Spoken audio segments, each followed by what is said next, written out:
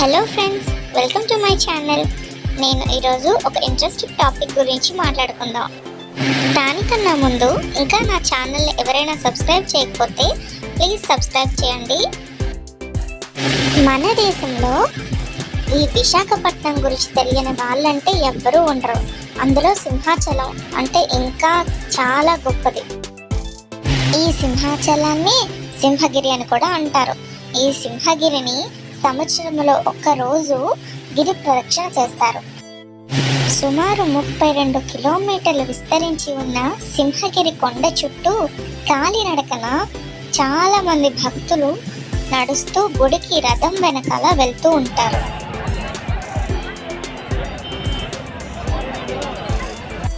ఈ గిరి ప్రదక్షిణ తొలి పావంచ దగ్గర మొదలు పెడతారు. దేవుడిని నమస్కరించుకొని బయలుదేరుతారు.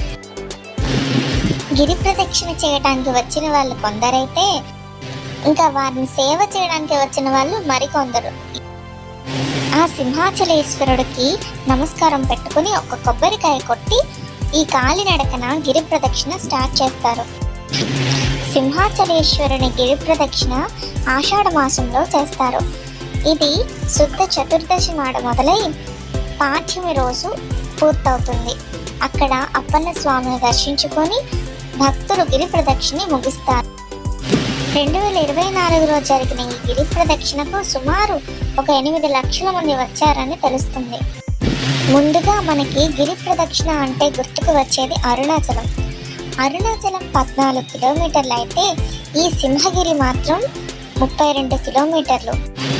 ఆ అరుణాచలేశ్వరుడి తరువాత ముఖ్యమైనది ఈ సింహాచలేశ్వరుడి గిరి ప్రదక్షిణ. కొండ చుట్టూ తిరగలేని భక్తులు ఆలయం చుట్టూ కూడా తిరుగుతూ ఉంటారు. సింహగిరి చుట్టూ ఒక్క ప్రదక్షిణ చేసినా అది భూ ప్రదక్షిణతో సమానమని చెబుతారు. ఈ సంవత్సరం జరిగిన గిరి ప్రదక్షిణలో మీలో ఎంతమంది పాల్గొన్నారో కామెంట్ సెక్షన్లో కామెంట్ చేయండి.